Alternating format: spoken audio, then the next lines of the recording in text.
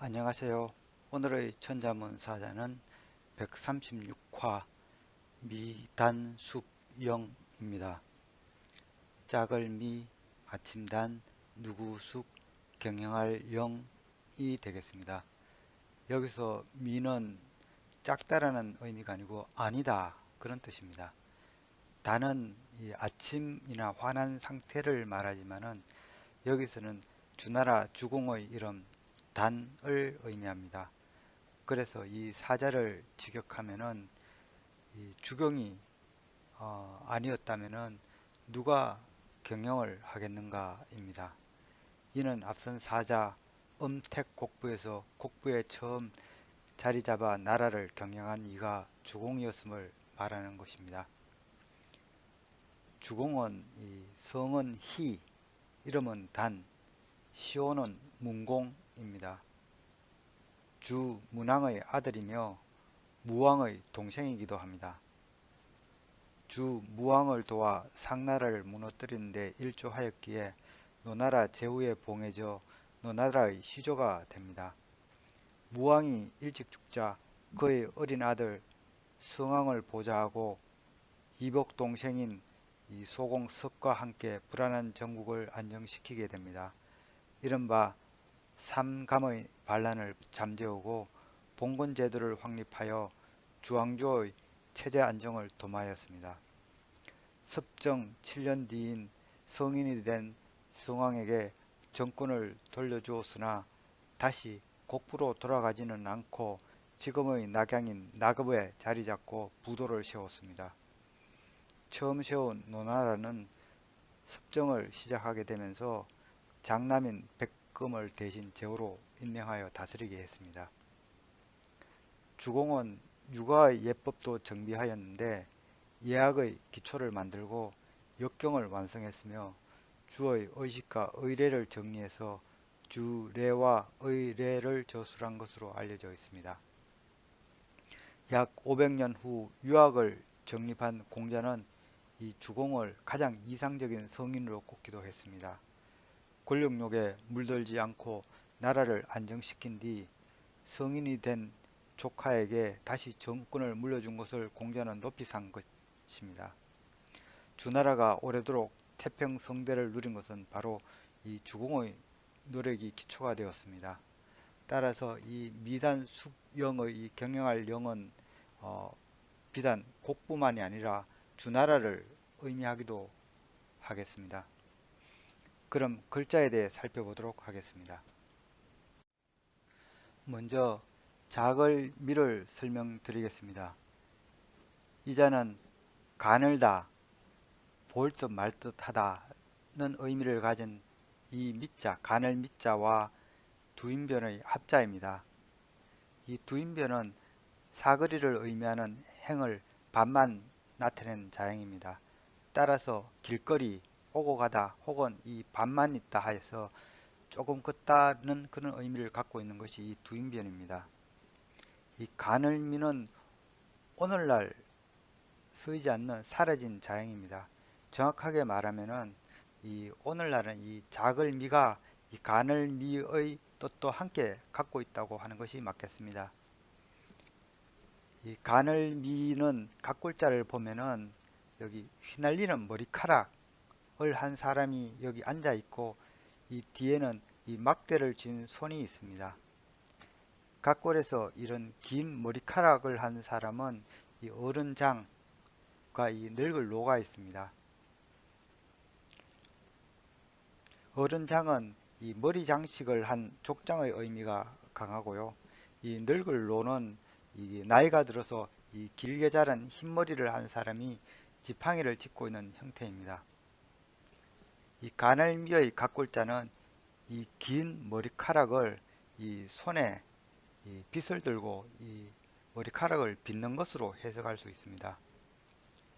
오늘날은 샴푸가 발달해서 머리에 이가 없지만 제가 어릴 적만 해도 머릿니가 있는 아이들이 많았습니다.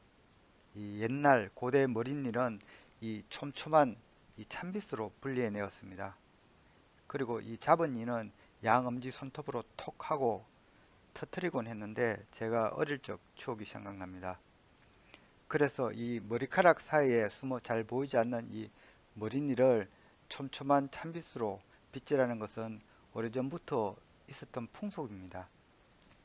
이 빗은 이 고대 마야인들이 머리니를 고를 때 사용했던 것으로 추정되는 찬빗이라고 합니다. 그래서 그런지 이 검문으로 와서는 이 자형은 사람보다는 이 머리카락이 부각되어 그려져 있습니다. 한편 이자는 이 소전에서는 사라져서 안 보이고 이 두인변이 들어간 형태인 이 자글미로 발전되어 사용되기 시작합니다.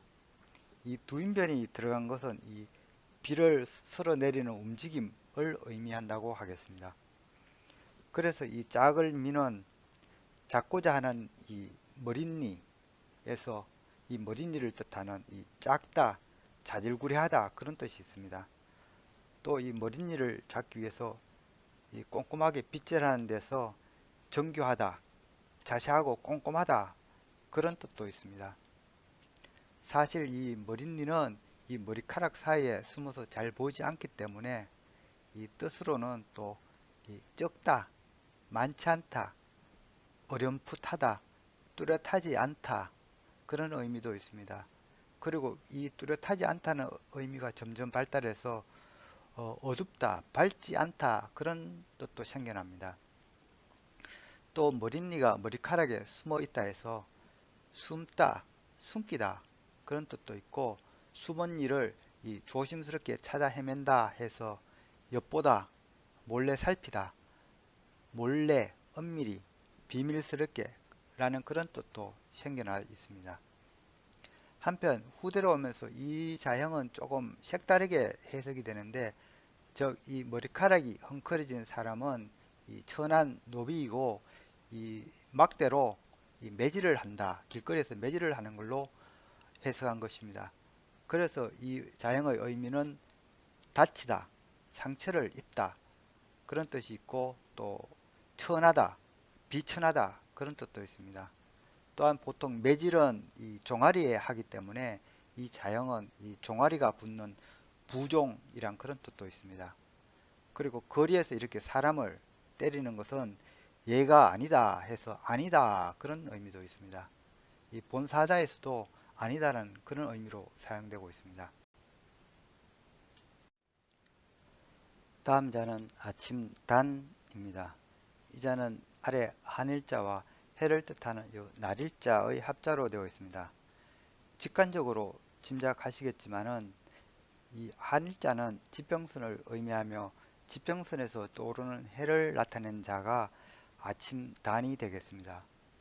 여기 각골자를 보면은 이 각진, 네모 혹은 육각 형태의 땅 위로 이렇게 해가 오르는 모습입니다. 제가 각골자는 각골에 날카로운 돌촉으로 새겼기 때문에 이 둥근 형태가 나오기 힘들다고 했습니다. 그래서 이 건문에서부터 자형이 둥글게 나오기 시작했는데 다시 소전에서는 이 획으로 된 붓글씨체가 발달하면서 글자는 다시 선형화가 됩니다. 이 혹자는 중국인들은 하늘은 둥글고 땅은 네모나다고 생각했기 때문에 이렇게 네모지게 나타내었다는 그런 설도 있습니다. 하지만 이 각골자에서는 이 해도 둥근 형태가 아니고 각진 형태이기 때문에 사실 근거는 부족합니다. 건문에서 이 아래 둥근 땅은 이 까맣게 표시가 됩니다. 이는 아직 해가 뜨지 않아서 이 땅이 어둡다는 것을 의미합니다. 이제 막 동트는 시점이라 본 것입니다. 소전에서는 이 땅은 간단히 이 지평선으로 표시되어 오늘날의 자형을 이루었습니다. 그래서 이자의 뜻은 해돋을 무렵, 동트는 아침을 의미합니다. 또는 이 자지 않고 해 뜨는 것을 바라본다 해서 밤을 지새우다 그런 뜻도 있습니다. 그리고 해가 뜨게 되면은 주위가 이렇게 밝아오게 되는데 그래서 다른 형용사로는 환하다, 온화하다, 정성스럽다는 그런 의미가 있습니다. 또 이 남자가 용모를 이렇게 환하게 꾸미는 것을 비꼬아서 여장을 한 남자 배우라는 그런 좀 뜻밖의 그런 의미도 있습니다. 과거 중국에서는 죄인들을 노역에 동원하였는데 특히 남자 죄수들은 아침 일찍 성벽 쌓기에 동원되는 형벌을 받았습니다. 이를 성단이라고 했습니다. 그래서 단은 형벌의 명칭으로도 통하게 되었습니다. 다음 자는 누구숙입니다. 이 자는 여기 누릴 향과 둥글환의 합자로 되어 있습니다. 이 둥글환은 소전에서 나온 자로 이 두 손으로 땅을 짚고 이 허리를 둥글게 굽힌 형태에서 나온 자가 되겠습니다. 그런데 사실 여기 숙자에 들어있는 이 둥글환은 이 둥글환이 아니고 각골 시대부터 있었던 이 두 손을 모은다는 그런 의미의 자형이 되겠습니다. 지금은 이 자는 이 단독으로 사용되지 않아 따로 부르는 말은 없는 것 같습니다. 각골자를 보면은 이 앉은 사람이 두 손을 앞으로 뻗고 있습니다.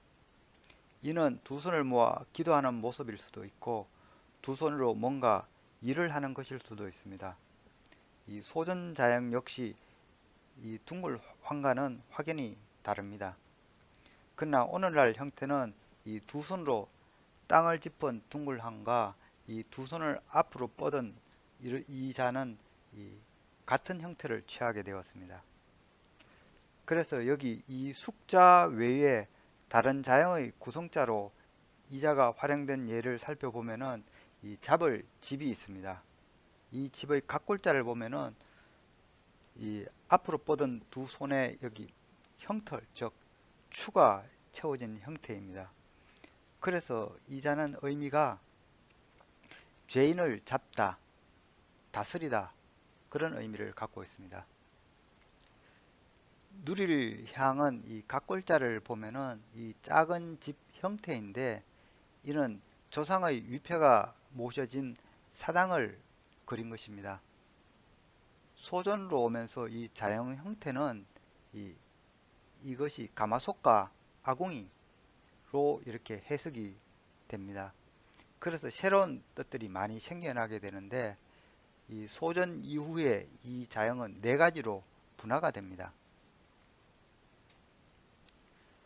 먼저 이 조상신께 제사를 드린다는 그런 드릴 향자가 있습니다. 이게 원래 의미죠. 다음은 이 조상신께 제사를 드려서 만사가 형통하다 그런 의미의 이 형통할 형이 있습니다. 그래서 사당을 뜻하는 이 자형 밑에 이 마칠 료가 들어가서 일이 이루어졌음을 나타내고 있습니다. 다음은 이 조상의 언덕을 이 자손 대대로 누린다는 이 누릴 향자가 있습니다. 이 자형은 또 이 가마솥으로 해석해서 이 가마솥 음식으로 이 자손들이 잔치 연회를 누린다는 그런 의미로도 해석이 가능합니다. 그래서 이 자는 이 누릴 향은 연회, 잔치, 제사의 그런 의미도 함께 갖고 있습니다. 이 세 가지 자형들은 모두 각자의 뜻이 사실은 엄격히 구분은 안 되고 서로 혼용되어 되기도 하니까 잘못되었다고 생각하실 필요는 없습니다. 그리고 모두 이 가마솥과 아궁이의 형태로 해석해서 이 세자 모두 삶을 팽으로 불리기도 하는데 하지만 나중에 이 받침으로 불화자가 들어간 삶을 팽이 따로 만들어져 헷갈리지 않도록 하였습니다. 여기 이 누구 자체는 각골 시대부터 있었던 오래된 자형입니다. 각골자를 보면은 이 사당 앞에 두 손을 모은 사람이 서 있습니다. 이는 조상신께 기도를 드리는 모습입니다. 건문에서는 여기 여인이 추가가 됩니다. 여인이 구성자로 들어가면 이렇게 간단하게 특징적인 가슴만 그려넣곤 합니다. 이는 조상신께 기도한다는 의미와 이 여인이 결합된 것입니다. 예나 지금이나 여인들이 기도하는 풍경은 한결같았나 봅니다. 지금은 자식이 수능을 잘 보고 좋은 대학에 입학하길 어머니가 기도한다면은 옛날 이 여인은 무엇을 위해 기도했을까요?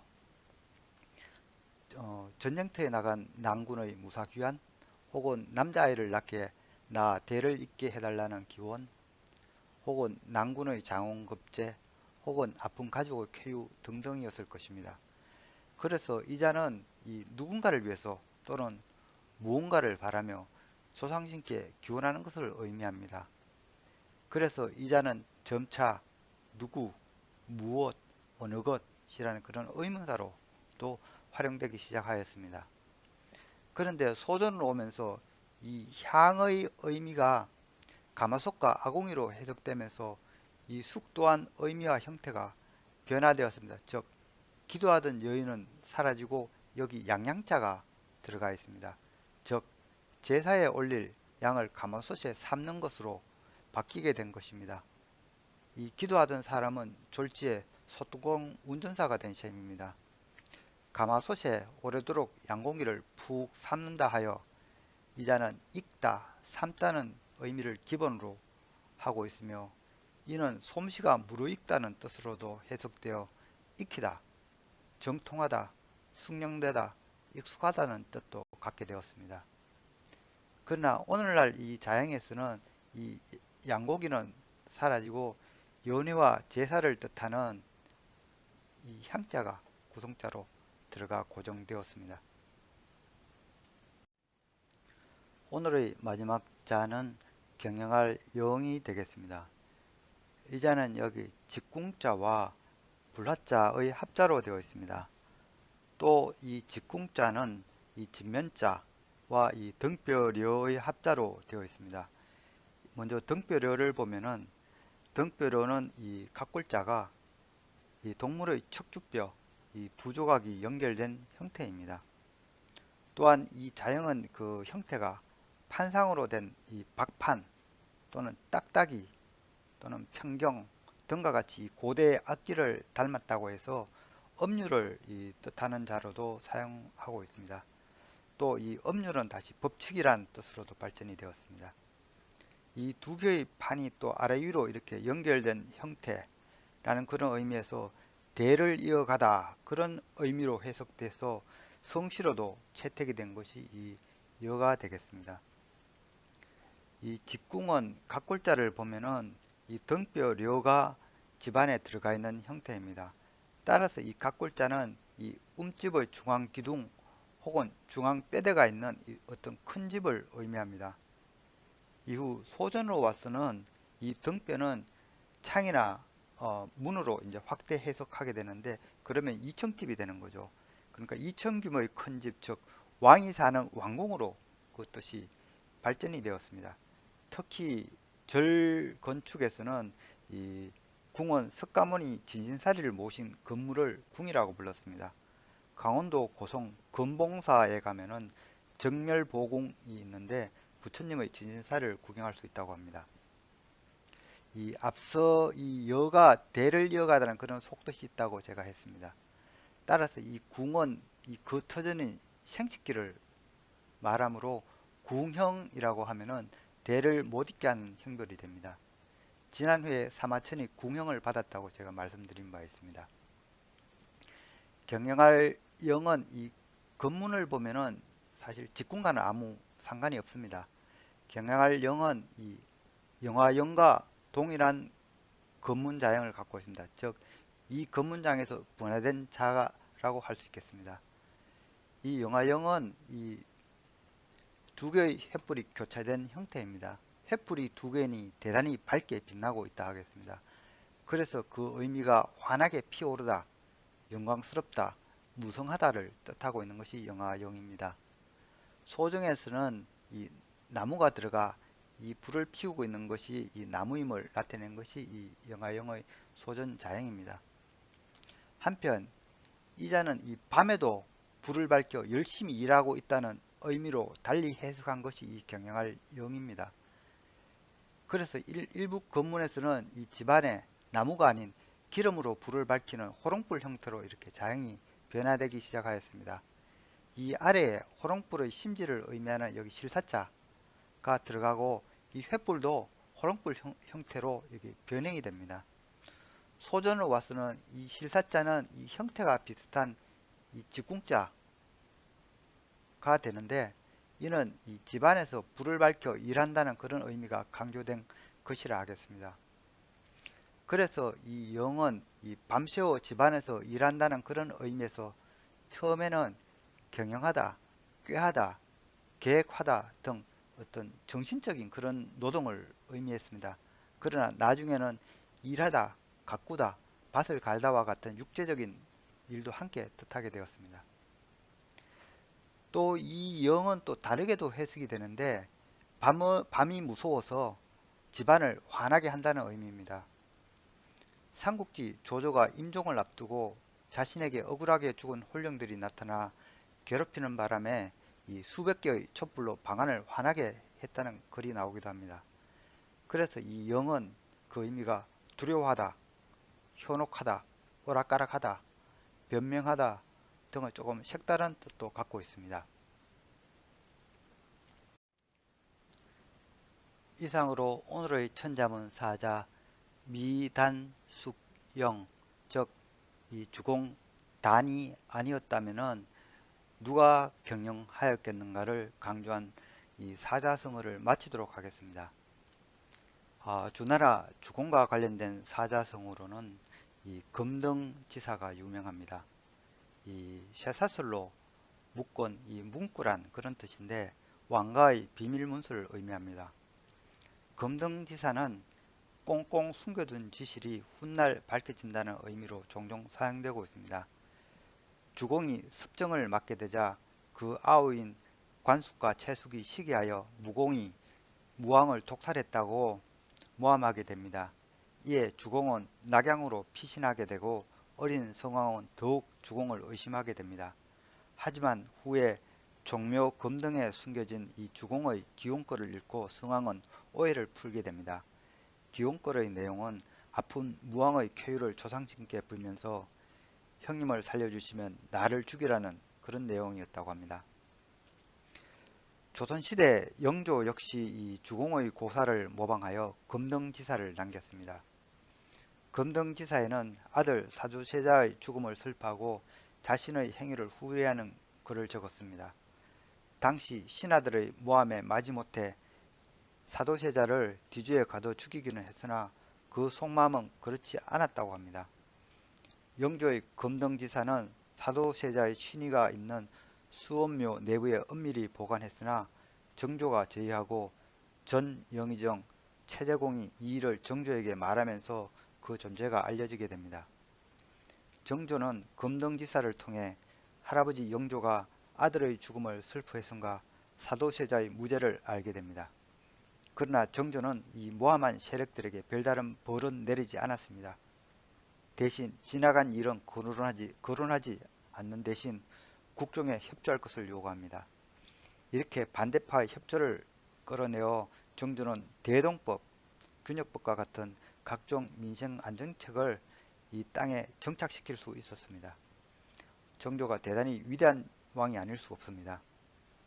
영조가 적은 금등지사의 전문은 전해지지 않아 알 길은 없지만은 정조가 신하들에게 밝힌 대목은 다음과 같습니다. 혈삼, 동해, 수시, 금장, 천추, 요해, 귀례, 망사, 피 묻은 적삼이여, 오죽나무 지팡이여, 누가 바로 금장이고 천추인가? 나는 품고 있다. 다시 돌아왔으면 하는 바람을. 이 첫 문구에 나오는 내용은 사도세자가 어미인 정성황후의 3년상 때 입었던 피눈물이 묻은 이 적삼과 이 상주가 짚던 오덕나무를 말합니다. 그리고 이 금장은 당나라 충신 안금장을 말하는데 척천무가 예종이 나중에 되죠. 태자가 욕심을 품었다고 신하들을 고문하자 모두 거짓 자백을 하게 되는데 오직 이 금장만이 배를 가르며 결병을 주장하여 의심을 풀게 되었다고 합니다. 이 천추는 하무제 때 충신으로 강충이란 자가 태자를 모함하자 분을 참지 못한 태자가 강충을 죽이고 자기를 해버립니다. 이에 한무제는 더욱 태자를 의심했으나 차천추가 앞장서 태자의 결백을 주장하게 됩니다. 이 영조는 이의 금등문서는 이 당파사함에 밀려 모함을 받은 태자를 아무도 적극 변명해주지 않았음을 못내 한탄한 내용으로 보입니다. 긴 시간 시청해 주셔서 감사합니다.